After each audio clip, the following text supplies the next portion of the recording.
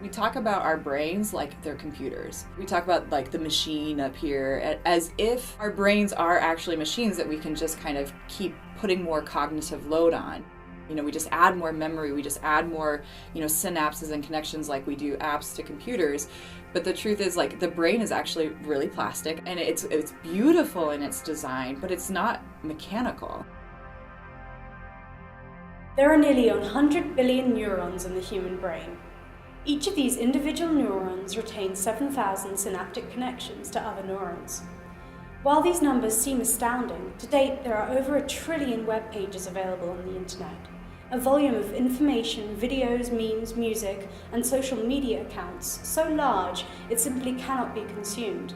But that doesn't mean we don't try.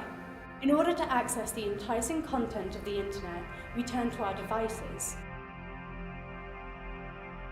Characteristic of the millennial generation, college students are not restricting their use of technology to just one platform.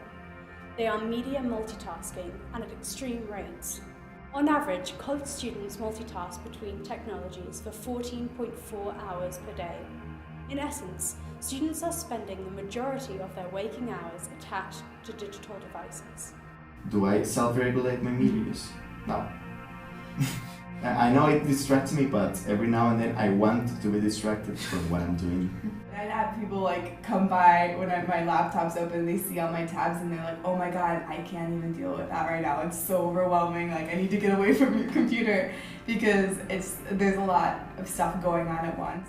Within a rigorous yet social college environment like St. Olaf, students turn to their technologies to manage their time. It's mostly when I'm trying to do homework and write papers and research is when the multitasking comes into play. When you have 4 or more classes a semester, things kind of just pile up on themselves, and so that causes a lot of multitasking. When I'm at home for break, I just, do one thing at a time. Going from tab to tab is kind of a way for me to keep my mind fresh instead of just kind of focusing on one thing and then getting bored with it and not feeling like I'm being productive. I can just go to the next tab and just watch a YouTube video or go on Tumblr and then go back to what I was doing. It makes me feel sad to see students that are so tapped out in terms of time and the way that digital technology makes them feel like they should be maximizing time more and thinking that their bodies are like computers that you can just keep adding apps to it and so that you can get more done. Combining media platforms is second nature for today's students. But how is it impacting learning? I would like to think that it's possible to multitask while learning, but the problem is that effective learning is already a multimodal experience. You need to be listening, but you also need to be taking notes. You need to be thinking about what the professor has said. I don't think that we're actually internalizing information anymore. I mean, that's what the internet does for us, is it lets us externalize our memory.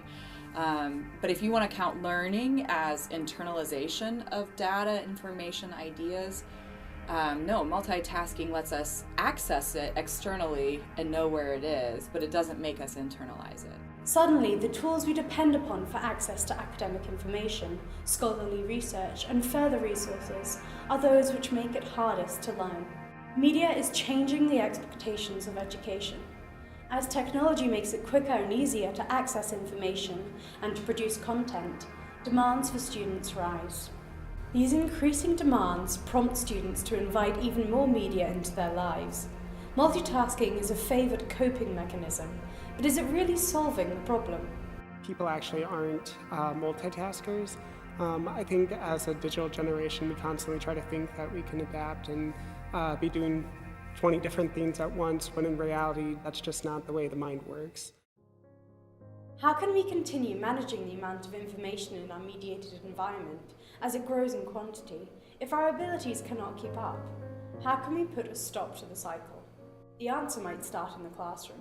I think actually the teaching paradigm in general has to change in colleges now. It's going to be less about memorizing information and having it at your disposal in your brain when that information is usually just a couple of keystrokes away. Instead, I think what we need to make more room for now in the college curriculum and even the high school curriculum is understanding information and being critical of information. Shifting the focus of education is a first step, but media education could help inform students of media impacts more directly. I think that some sort of information education course requirement is definitely on the horizon. In fact, it's probably inevitable in the next 10 years. Every year we see even more toddlers using technology, so they have to learn to use it responsibly. Like we've always had cars, but you will not be able to drive if you don't study for a test and get informed about driving. So it should be the same thing with technology. There shouldn't be a test, but people have to learn to use it responsibly. Or do we have to change who we are as learners and how we interact with others? Of course, I think things could change.